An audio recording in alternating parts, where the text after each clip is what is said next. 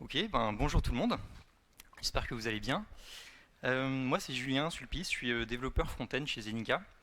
Et il y a un truc que j'aime bien dans le web et que j'essaye de faire, c'est des interfaces qui donnent envie d'être utilisées, quoi. Et envie d'être utilisées, d'y revenir, des interfaces qui sont engageantes. Et pour moi ça passe en partie par les animations. Et c'est pour ça que j'ai exploré pas mal de techniques d'animation sur le web et je vous propose de vous les présenter aujourd'hui. Donc je vais vous faire un tour d'horizon des animations. Alors au départ c'était sous-titré 2023, on va dire, que utilisables en production aujourd'hui, c'est-à-dire des animations, des techniques qui sont supportées par tous les navigateurs. Je ne vais pas vous parler de certaines dernières techniques qui viennent de sortir parce qu'elles sont encore trop récentes. Déjà j'aurais pas le temps et puis elles ne sont pas supportées par tous les navigateurs, donc pour moi moins intéressantes en production. Je préfère vous prévenir un petit peu, ça va être un peu dense parce que j'avais envie de vous montrer plein de choses, donc vous inquiétez pas si vous n'arrivez pas à tout suivre, c'est pas grave, c'est normal, parce que justement je vais vous montrer plein de choses mais sans rentrer dans le détail. Donc l'idée c'est vraiment de vous montrer ce qu'il est possible de faire pour que si un jour vous devez implémenter une animation, vous vous direz j'ai déjà vu ça quelque part et vous saurez par où commencer. Le code les slides et le code de toutes les démos seront en ligne.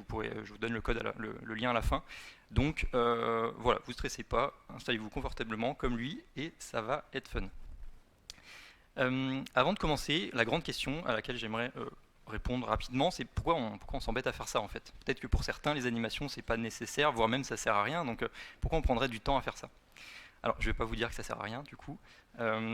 Rapidement, quelques raisons. On va dire que ça peut permettre de faciliter la compréhension d'une interface. Quelque chose qui se déplace dans l'interface, par exemple, ça va aider à comprendre si on le voit qui se déplace plutôt que s'il disparaît à un endroit et réapparaît ailleurs. Donc on va plus facilement comprendre ce qui se passe. Apporter de la fluidité aussi, notamment pour tout ce qui va arriver à l'écran. C'est plus agréable s'il y a un petit fondu plutôt que quelque chose qui nous apparaît dans la face. Donner du feedback pour tout ce qui est action, montrer qu'une action a bien été prise en compte. Et puis quelque chose peut-être plus subjectif, ça permet pour moi de vraiment contribuer à l'image de marque. Une interface, un produit ne va pas être perçu de la même manière s'il y a beaucoup d'interfaces qui bougent dans tous les sens très rapides ou s'il y a quelque chose de beaucoup plus subtil, plus lent. C'est vraiment des perceptions différentes des produits. Il y a plein d'autres raisons pour faire des animations, des raisons de ne pas en faire aussi. Tout ça c'est plus du côté design, donc c'est plus les designers qui vont vous dire quand et quelles animations il faut faire. Moi je vais m'intéresser à la partie comment on fait, quelles techniques on peut utiliser pour faire les animations. Dans la suite je vais parler un petit peu de performance, je vais avoir besoin de certaines bases techniques que je vais vous présenter maintenant. Donc ça, vous l'avez peut-être déjà vu, c'est l'ensemble des opérations qui sont effectuées par les navigateurs à chaque frame rendu par l'écran, donc le plus souvent 60 fois par seconde. Sur certains écrans, c'est 120, mais ils vont faire donc toutes ces opérations. Peut-être pas toutes à chaque fois, mais 60 fois par seconde, ils font ces opérations. Et le truc, c'est que pour la plupart, c'est le processeur qui va faire ces opérations, les calculer. Il n'y a que la dernière, le compositing, qui est faite par le GPU, donc sur la carte graphique. Et plus précisément, sur le CPU, c'est un seul thread, le fameux main thread, le thread principal, qui va faire toutes ces opérations-là. Et ce main thread, non seulement il gère la mise à jour de l'affichage 60 fois par seconde, mais il gère aussi le code applicatif, le code JavaScript que nous on écrit. Et là, je ne vais pas vous cacher que, je ne vais pas vous apprendre non plus que le code JavaScript on aime bien, on a tendance à en mettre beaucoup, peut-être trop, mais ça peut du coup surcharger le main thread. Le main thread, il peut, sur certaines pages, être complètement surchargé et du coup ça va faire des sites, des animations saccadées parce qu'il n'a plus le temps de mettre à jour l'affichage. Donc le but, ce qui serait cool, c'est d'arriver à faire des animations qui se tournent uniquement sur le GPU. Ça c'est un peu le but ultime. Si on arrive à faire ça, on a de plus grandes chances d'avoir des animations qui vont être fluides. Pour tester ça, j'ai développé cette petite arme de destruction massive qui va tout simplement bloquer le main thread pendant 3 secondes. C'est réalisé par un professionnel, ne faites pas ça chez vous. Donc si je clique sur le bouton, le main thread est bloqué. Et là on peut voir que globalement c'est game over, quoi. Il n'y a plus rien qui se passe. Si vous regardez, la souris elle reste en état de petite main alors que je suis plus sur le bouton. Le bouton reste en état actif alors que je suis plus dessus, parce que tout ça c'est le main thread qui est censé le mettre à jour. Et il est bloqué, donc il n'a plus le temps. Donc j'ai utilisé ça sur toutes mes slides. Je me suis fait des petits raccourcis, voilà, un petit truc que je peux mettre sur toutes mes slides pour tester mes animations. Ok, donc là je suis bien outillé pour péter pas mal de choses, donc on va pouvoir rentrer dans le vif du sujet. Je vais commencer par les API natives, donc intégrées au navigateur pour faire des animations. Et on va commencer par le plus simple, la transition CSS. Alors, attention, on peut faire des trucs intéressants avec la transition CSS, je vous montrerai plus tard. Pour chaque technique, j'essaie de vous donner un exemple, un typique cas d'usage, dans quel cas ça peut être intéressant. Transition CSS, je me suis dit, passage d'un état A à un état B, qui sont a priori différents, selon le plus court chemin. Voilà. Et en fait, il y a un truc que j'ai appris, c'est qu'on sous-estime ce qu'on peut faire en CSS. Donc état A et B, pas forcément différents. On peut avoir un état A et B qui sont visuellement identiques. Et selon le plus court chemin, non plus, en fait, on peut faire une transition avec une courbe entre les états initial et final. Donc finalement, c'est passage d'un état A à un état B, c'est hyper vague, mais j'ai pas mieux. Voilà. Un exemple de transition, donc là j'ai un rectangle bleu à gauche, si je clique, il passe à droite. C'est pas ma démo la plus impressionnante, mais on voit vraiment donc la transition, le passage entre les deux états. Donc pour faire ça, en CSS, on va utiliser, donc déjà on définit nos deux états, initial, final. Ici j'ai l'état final avec une translation vers la droite, et on va utiliser la propriété de transition pour dire quelle propriété va changer, pendant combien de temps, et la courbe d'interpolation. Voilà. La propriété transform, c'est ça la bonne façon de faire bouger des choses sur une page web. On pourrait animer le padding, les margins ou autre, ça il faut éviter. Le transform, c'est vraiment ce qu'il faut utiliser. Parce que si on utilise la propriété transform, ce qui se passe, c'est que d'un point de vue du layout, donc une des étapes calculées par le navigateur, d'un point de vue layout, ça ne va pas changer. C'est comme si l'élément il était resté à sa position initiale. Et c'est pour ça que c'est performant. C'est pour ça qu'on utilise la propriété transform. Et si je fais ça, et que je bloque le main thread pendant la transition se termine. Si ça continue de bouger quand l'écran est rouge, ça veut dire forcément que c'est fait par le GPU, parce que le main thread il est bloqué. Donc là on a gagné, on a une façon de faire une transition qui est performante. Avec la transition, enfin la propriété transform, pardon, on peut faire tourner des choses, c'est le même effet. Translation, rotation, c'est pareil, voilà, ça marche bien. Avec les transitions, on peut ensuite faire des choses un peu plus compliquées. Donc là, j'ai un état initial, un état final, donc je peux faire une transition entre les deux. Et en fait, pour être plus précis, il y a plusieurs transitions là-dedans. On pourrait pas croire à première vue, mais il y a une transition sur chacun des trois petits bâtons et une autre sur tout le contenu que je fais tourner. Donc là, ça devient intéressant. On va cumuler en fait plusieurs transitions pour en faire un peu une transition composite qui va être plus intéressante. Là, ça devient encore plus intéressant, c'est quand on fait plusieurs transitions, mais pas exactement en même temps. Là, donc on va jouer, il se passe beaucoup de choses quand je survole la carte, et surtout il se passe beaucoup de choses, mais pas en même temps.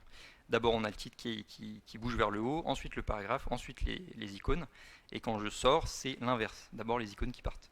Là, c'est l'orchestration d'animation va venir piloter précisément qu'est-ce qui bouge dans quel ordre, pendant combien de temps. Et ça, on peut le faire relativement simplement en CSS. Déjà, on peut faire plusieurs transitions sur nos différents éléments. Et on peut aussi piloter la transition dans les deux sens. Le passage de A à B, mais aussi de B vers A. Donc on va simplement mettre des propriétés différentes sur chacun des deux états. Donc ça, c'est voilà, pour vous montrer qu'on peut faire des trucs sympas juste avec une transition. Donc oui, il y a de la 3D, il y a de la perspective, mais ça reste une transition. État initial, les cartes retournées à gauche. État final, carte visible à droite. On peut faire une transition entre les deux. Et c'est toujours pareil, c'est une transformation, translation, rotation. Donc si je bloque le main thread pendant la transition, ça se finit sans problème. Donc tout ça, transition CSS. Technique suivante, parce qu'il n'y a pas le temps, animation CSS. Donc là, c'est un peu plus compliqué, une animation composée d'au moins deux états, qui peut être déclenchée immédiatement et qui peut ne jamais se terminer. Encore une fois, super vague, parce que on peut avoir plein de cas d'usage différents des animations. Exemple d'animation, notre fameux rectangle qui bouge, je ne l'ai pas déclenché, donc il n'y a pas de déclenchement, ça commence immédiatement.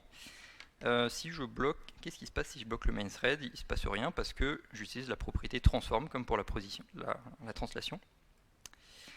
Donc comment on fait une animation en CSS? On va utiliser le mot-clé keyframe. On donne le nom de l'animation, puis ensuite nos différentes keyframes, donc les images clés, les étapes de l'animation. Ici, j'en ai deux, translation à gauche, translation à droite, et ensuite on donne donc le nom de l'animation, la durée, interpolation, etc. On peut remplacer 0%, 100% par from et tout, c'est pareil, ici c'est plus clair. Autre exemple d'animation, tout ce qui est fade in, donc les choses qui apparaissent à l'écran, ça on peut le faire simplement avec une animation. Et là, donc, je vous le remets, ils ne sont pas apparus en même temps, il y a un petit décalage entre chaque. Et donc ça, on peut le faire relativement simplement. Alors il faudra peut-être un tout petit peu de JavaScript, mais dans mon animation ici, donc j'ai une keyframe qui correspond à l'état initial, donc les rectangles invisibles un peu décalés vers le bas. Je ne mets pas l'état final parce que c'est l'état par défaut de l'élément, opacité de 1 et pas de translation, donc il n'y a pas besoin de le remettre. Et donc en dessous, on va avoir l'animation, et surtout dans les paramètres, j'utilise donc une variable CSS inline, oui c'est ça, une variable CSS en style inline que je peux mettre en JavaScript. Quand on itère sur les éléments, on peut mettre un petit variable index que j'utilise pour le délai. et ça va permettre simplement de faire un petit décalage entre chaque élément. Fade in, on peut utiliser, comme je disais, tout ce qui apparaît à l'écran, par exemple ce petit menu déroulant. Donc là, on voit qu'il y a un petit fade in, un petit décalage vers le bas qu'on peut faire avec une animation. Par contre, ce qu'on ne peut pas faire simplement, c'est le fade out, parce que là, je supprime l'élément du DOM, ou alors on le met en état invisible, et ça, on ne peut pas le faire juste en CSS. On ne peut pas faire l'animation fade out et après le supprimer du DOM. On verra plus tard, il y a bien sûr d'autres techniques. Toujours une animation CSS, tout ce qui est loader, donc animation infinie pendant le chargement. Donc là, c'est toujours des transformations, rotation, translation, donc je peux bloquer le main thread. Donc voilà, vous pouvez faire ce que vous voulez derrière. Veuillez patienter pendant que je mine des crypto-monnaies sur votre navigateur. Ne faites pas ça, s'il vous plaît, mais a priori, ça va être robuste. Loader, pareil, tout ce qui est skeleton loading, on peut animer un background, faire un gradient animé. Et pour finir, on peut animer des SVG. Parce que à l'intérieur d'un SVG, il y a plein de balises. En fait, on peut mettre des ID, des classes sur ces balises, et on peut brancher des animations. Donc là, il faut juste se motiver un peu pour mettre les animations sur plein d'éléments à l'intérieur du SVG, mais ça fonctionne. Ok, donc on a fait le tour de la partie CSS, il n'y en avait que deux finalement. On voit à la fin pour les questions. Donc on va passer à la partie JavaScript. Je vais commencer avec la Web Animation API, donc API JavaScript native, toujours à intégrer dans le navigateur. Cette API, la Web Animation API, elle permet finalement d'avoir accès au moteur d'animation du navigateur. Parce que pour faire les transitions et les animations, il y a quelque chose qui est intégré dans le navigateur. Et plutôt que de réinventer la roue, de refaire une librairie d'animation, on peut réutiliser ce qui est déjà dans le navigateur. C'est exactement le but de la Web Animation API. Donc ça, c'est le même exemple d'utilisation que l'animation CSS. Je peux bloquer le main thread, ça continue sans problème.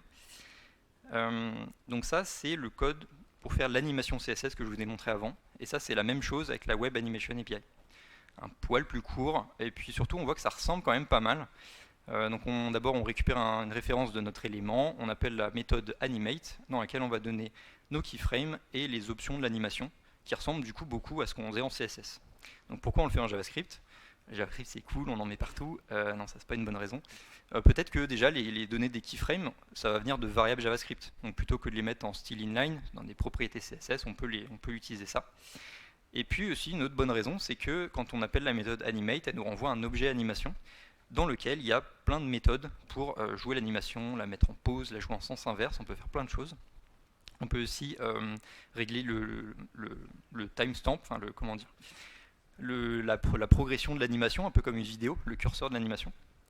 Et donc avec tout ça, on peut faire des trucs assez sympas. J'ai repris mon exemple, ici j'ai pu faire des boutons play, pause. Je peux régler la progression, la jouer en sens inverse, etc. Donc globalement, quand on veut contrôler finement en JavaScript la progression d'une animation, Web Animation API, c'est pas mal. Et du coup, si je peux contrôler la progression comme ça, je peux assez simplement la lier au scroll et faire une animation liée au scroll, voilà, de la même façon.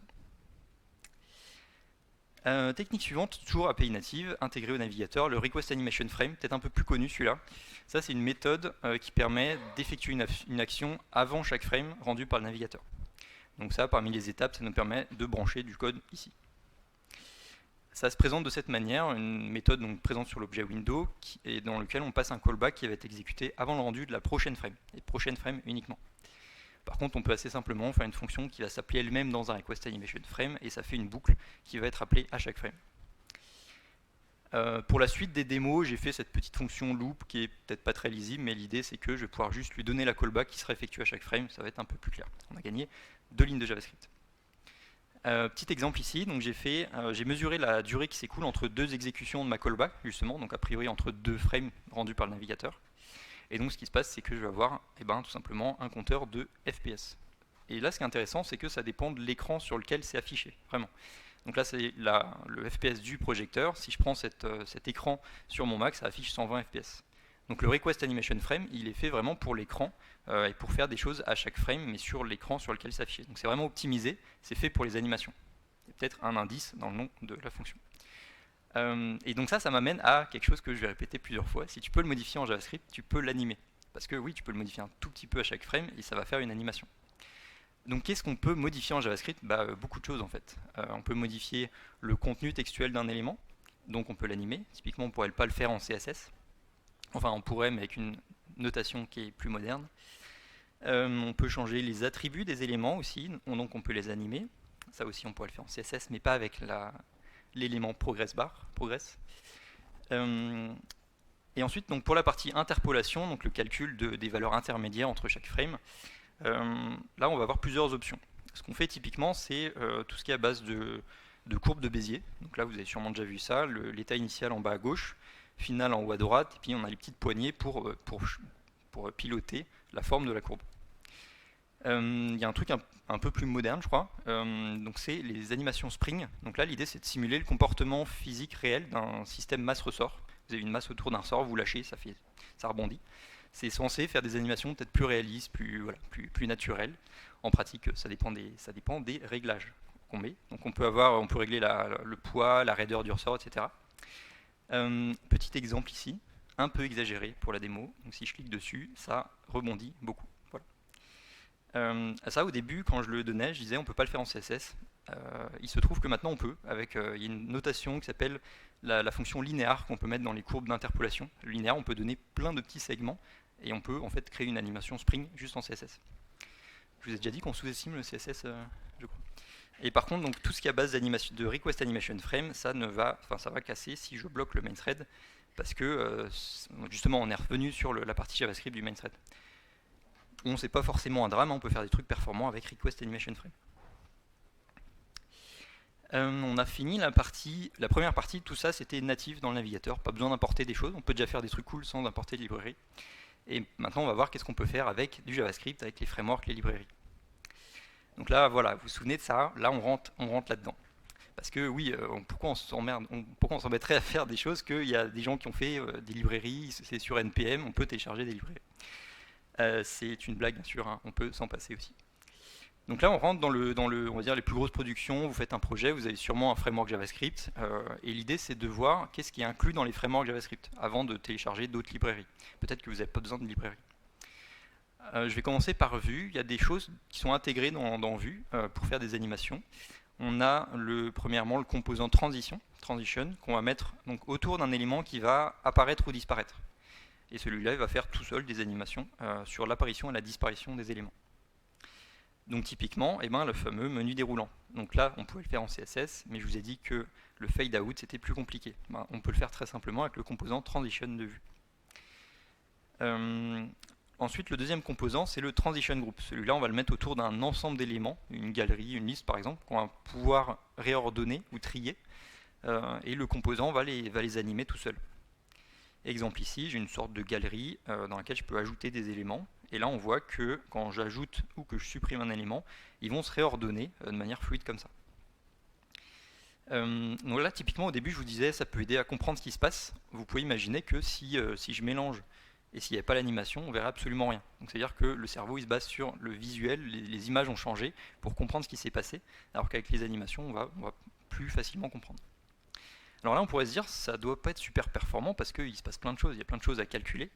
On va voir ça. Si je bloque le main thread pendant que je mélange, en fait, ça se termine quand même. Donc ça veut dire que ça tourne sur le GPU.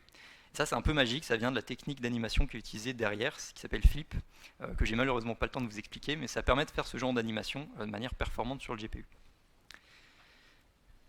Côté React, qu'est-ce qu'il y a dans React pour faire des animations ? À peu près rien. Parce que React c'est une librairie et pas un framework, et c'est là la petite subtilité. Les librairies ne sont pas censées faire le café, quoi. Donc l'idée de React c'est de dire si vous voulez faire des animations, utilisez des librairies externes qui sont faites pour ça, et nous on s'en occupe pas. J'en parlerai bien sûr après, ne vous inquiétez pas les devs React. Côté Svelte, c'est un peu comme Vue, il y a pas mal de choses qui sont inclus dedans. Donc Twinned, c'est les courbes de Bézier, Spring, j'en ai parlé. On a le Flip, ici, l'équivalent du Transition Group de Vue. Donc il y a pas mal de choses qui sont intégrées dans Svelte, c'est plutôt cool. Et côté Angular, il y a un module d'animation qui a le mérite d'exister, et c'est déjà pas mal, et que j'ai jamais essayé, donc je peux pas vous en dire plus, mais a priori il y a des choses dans Angular. Si tout ça ne suffit pas, donc si ce qui est dans le framework ne suffit pas, vous allez pouvoir importer des librairies JavaScript. Là, on va parler, c'est pas que du Vanilla.js, pour l'instant on va parler des librairies pour les frameworks. Donc React, justement, parlons React, il faut reconnaître qu'ils ont peut-être une des meilleures librairies d'animation qui s'appelle Framer Motion et qui permet de faire énormément de choses. Donc c'est un ensemble de composants, de hooks pour React pour faire des animations. Ici on a l'équivalent du transition de vue, quelque chose qu'on va mettre autour d'un élément qui apparaît et qui disparaît. Et finalement, il gère un peu tout ce dont j'ai parlé, les transitions, le flip, courbe de Bézier, Spring, etc. Donc vraiment une solution très complète. Librairie qui n'est pas toute légère, mais vu ce que ça fait, je trouve que c'est un investissement, quoi. Côté vue, on a, je ne vais pas dire l'équivalent, mais c'est une boîte à outils pour les animations pour vue, View Use Motion. Pareil, des composants, des directives pour vue, pour faire des animations. Et combiné à ce qui est déjà dans vue, finalement, on a aussi un peu tout ce qu'on voudrait, quoi. Donc c'est un peu moins complet, je dirais, que Framer Motion quand même. Du coup, c'est un peu plus léger, mais ça reste intéressant à utiliser. Et côté Vanilla.js ensuite, donc les librairies qu'on va pouvoir utiliser sur n'importe quel framework ou sans framework du tout.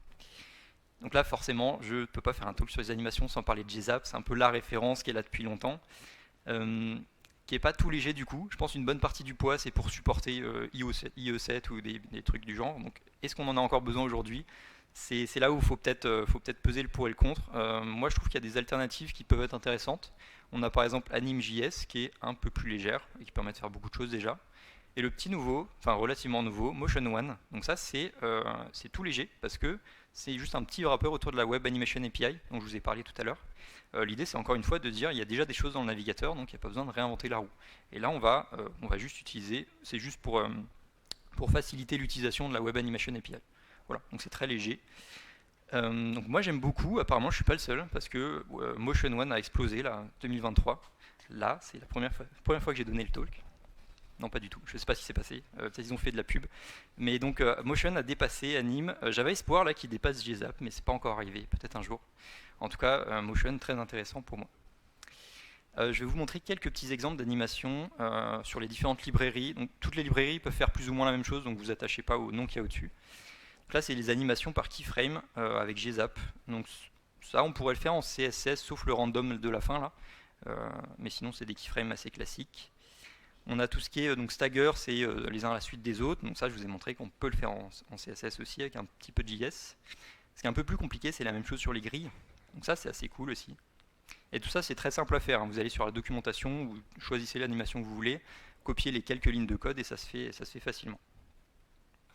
Ensuite, on a tout ce qui est lié au scroll, la progression du scroll. Donc là, on peut imaginer faire des effets de fade-in ou de scale quand les éléments ils arrivent à l'écran.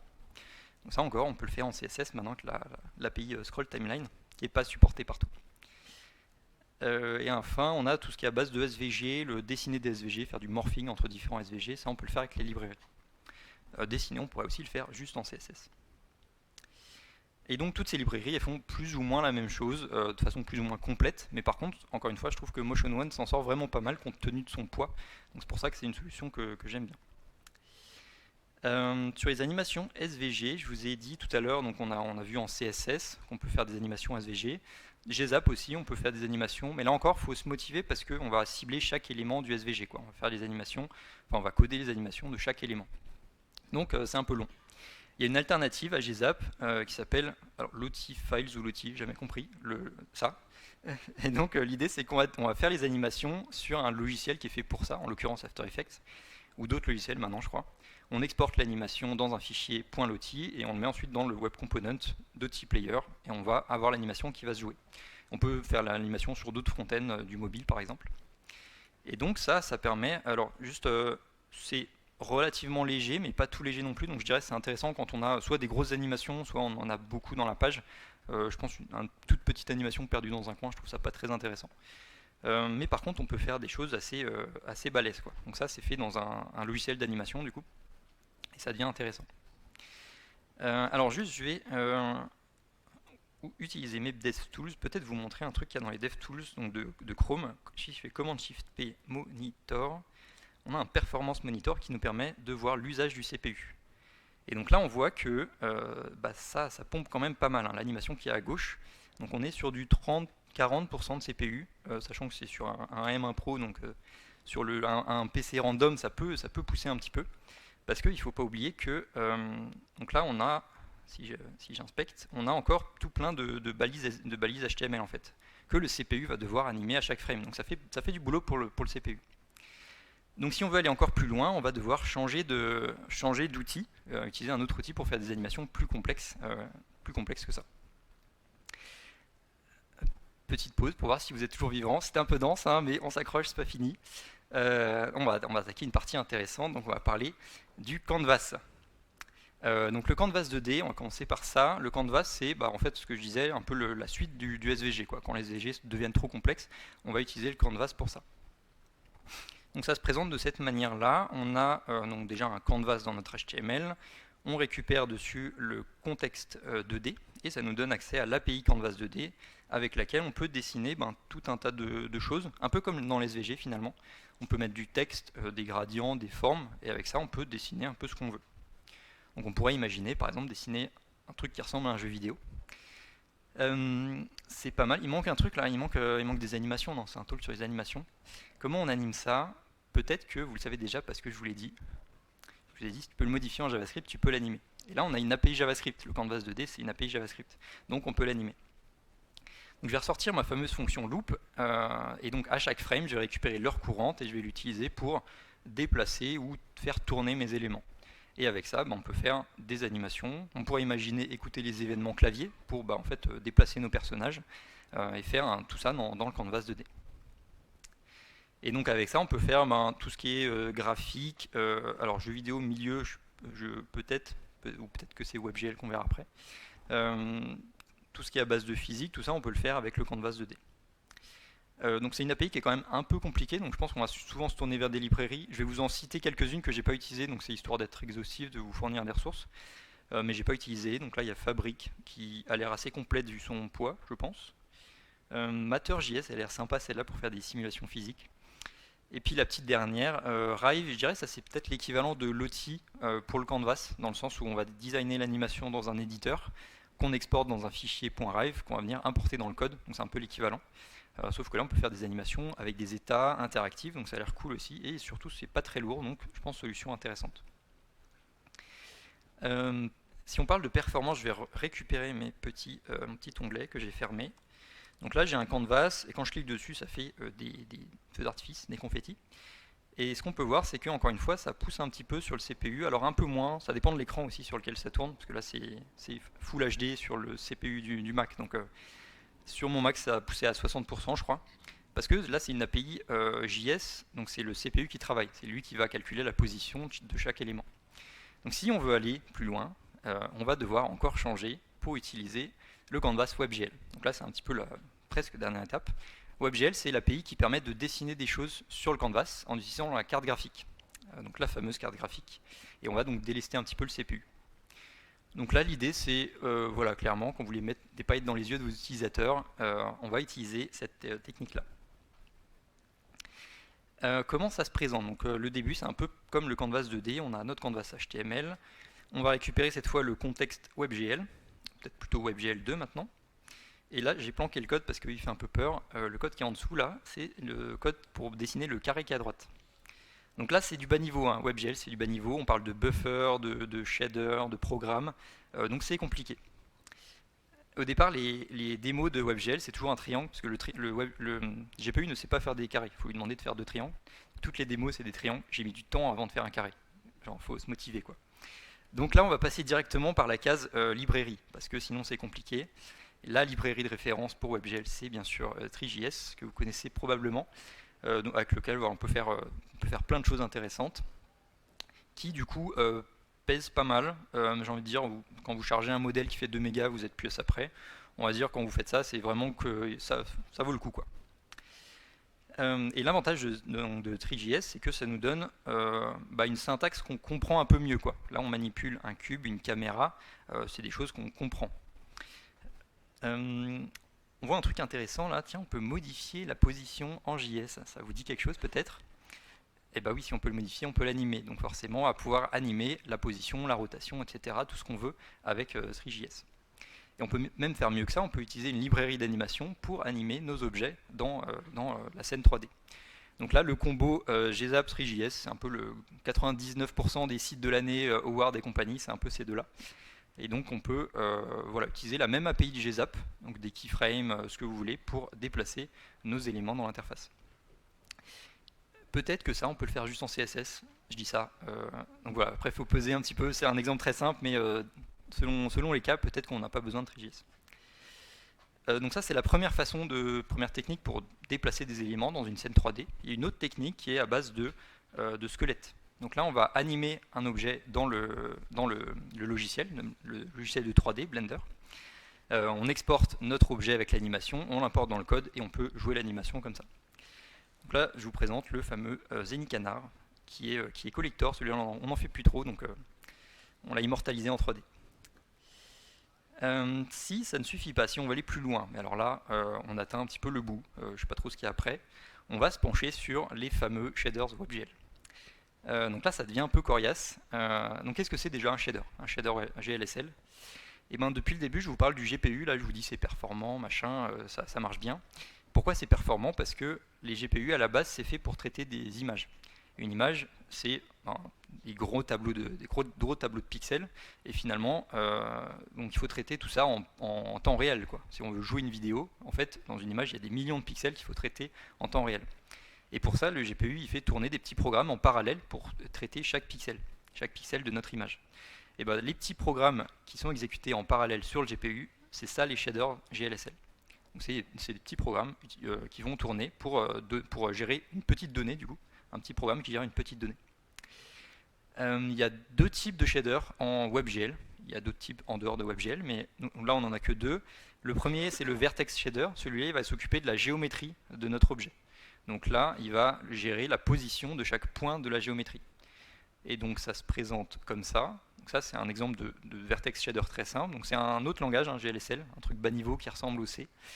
Et donc c'est un programme qui peut prendre des arguments. Ici on a la position initiale d'un point de la géométrie, et donc il va renvoyer une position du point. Peut-être qu'il ne va pas bouger, peut-être qu'il va l'animer, il va en faire ce qu'il veut. Et ce programme, il peut prendre d'autres paramètres, comme le temps, qu'on peut lui fournir en JavaScript. On peut le modifier en JavaScript, donc on peut l'animer, et c'est comme ça qu'on fait des animations de shader. On va modifier les arguments qu'on donne au programme. Petit exemple de ce qu'on peut faire avec le Vertex Shader, donc ça est souvent de la déformation de géométrie. Donc là, à la base, ça doit être une sphère que j'ai déformée avec le Vertex Shader. Donc on met un peu de bruit, etc.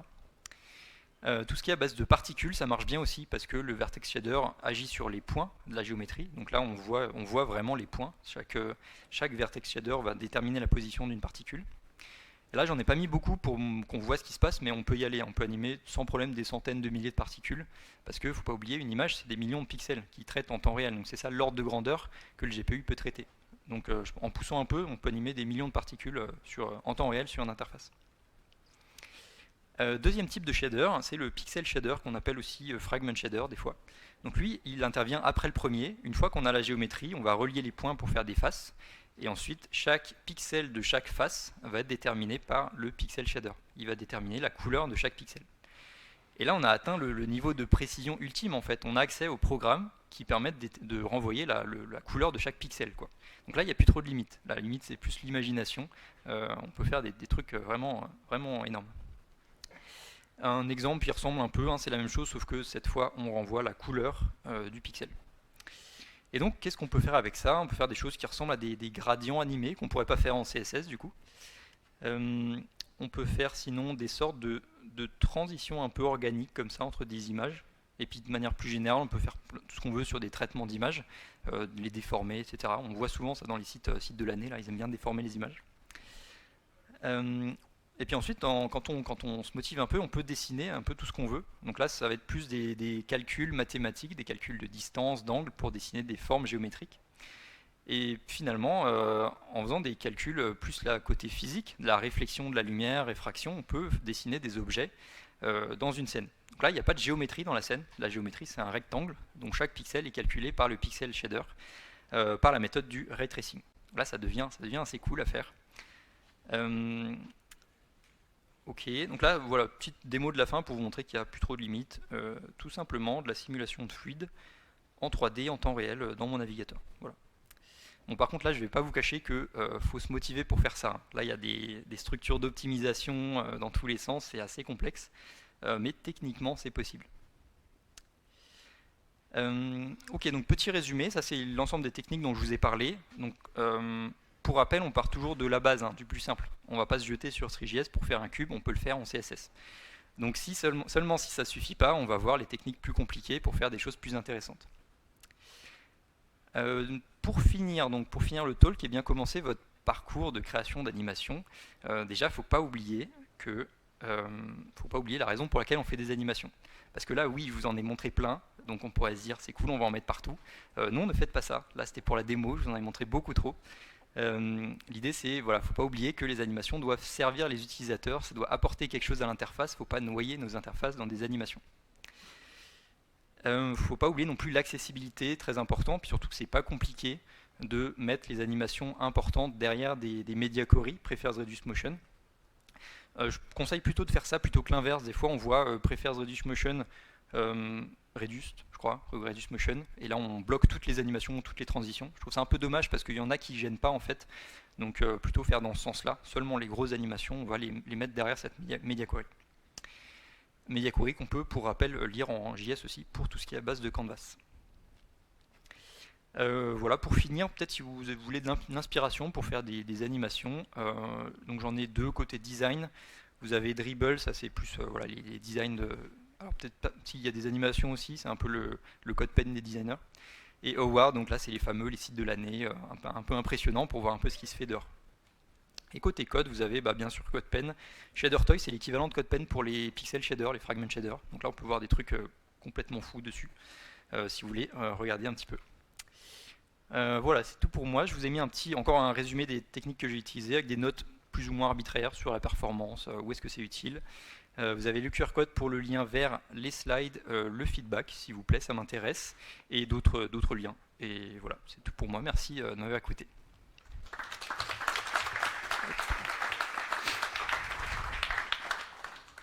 On a le temps pour quelques questions. Ouais.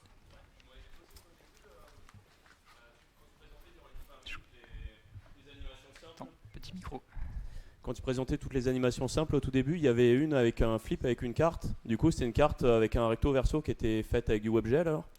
Non, c'est pas ça. C'est la carte, c'est deux éléments. Donc tu prends deux éléments pour le recto et le verso. Tu les tournes et ça fait c'est du CSS HTML. Okay, alors il y a des petites propriétés que j'ai oubliées pour dire pour que le recto de l'élément soit visible, parce que par défaut si tu tournes un truc, le verso n'est pas visible. Donc voilà, si tu veux regarder, le code est en ligne, hein, si tu veux voir le code, mais c'est du HTML CSS. Tu tournes des éléments. Ok, merci pour la présentation, elle était très bien. Merci. Une autre question ?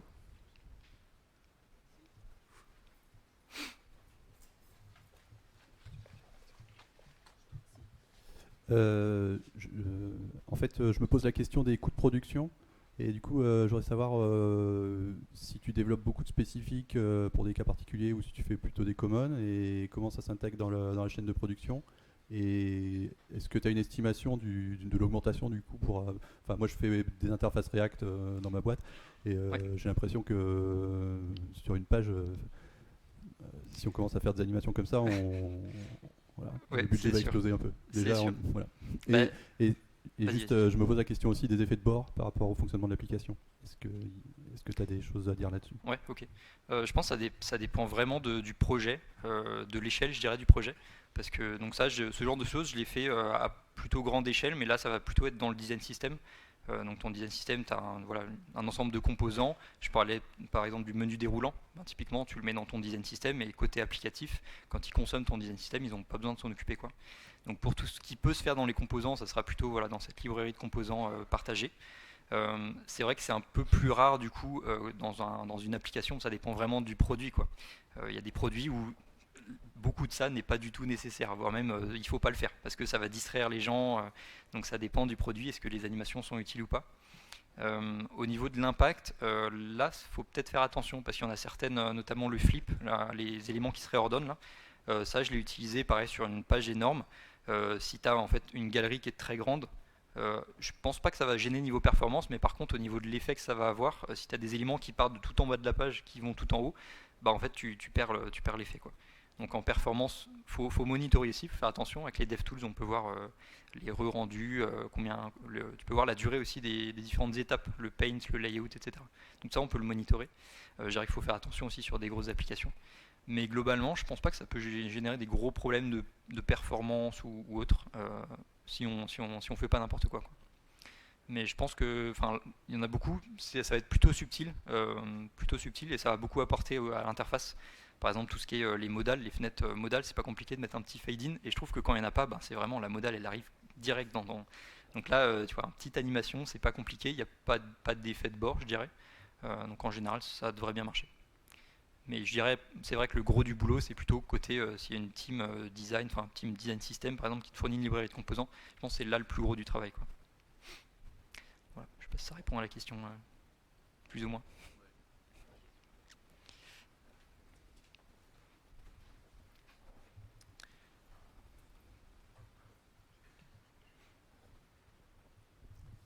Oui, merci, super conf. Une petite question, est-ce que tu considères que Wasm a sa place là-dedans, ou trop hardcore, ou pas? Nous, on s'en sert beaucoup là où je bosse pour de l'animation d'imagerie médicale très lourde. Donc c'est un peu un cas extrême, mais voilà. Ouais. J'ai déjà eu une question, c'est marrant. Alors moi, j'ai jamais utilisé vraiment Wasm, enfin j'ai touché un tout petit peu, mais je vois pas les cas d'utilisation. Ce que je vois de Wasm, c'est qu'on va l'utiliser plutôt pour des traitements qui sont très lourds sur le CPU. On va utiliser des langages plus bas niveau, peut-être du Rust. Mais là, on parle de CPU du coup. Donc il y a besoin de faire des animations en séquentiel très rapidement. Là où WebGL, ça va plutôt être l'inverse, c'est du parallèle. Donc on va faire plein de choses en parallèle. Donc je dirais que les deux sont pas incompatibles, mais à mon avis, ça répond pas aux mêmes besoins. Si tu as besoin de faire beaucoup de traitements séquentiels, plutôt Wasm, beaucoup de choses en parallèle, plutôt WebGL, mais tu peux très bien faire les deux à la fois. J'avoue que j'ai pas de cas, j'ai pas de cas d'exemple où ça peut bien marcher, mais pour moi c'est pas incompatible. Voilà, ça peut le faire.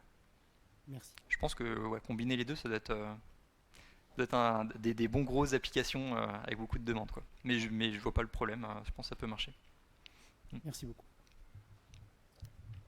Merci. On a le temps pour une toute dernière question.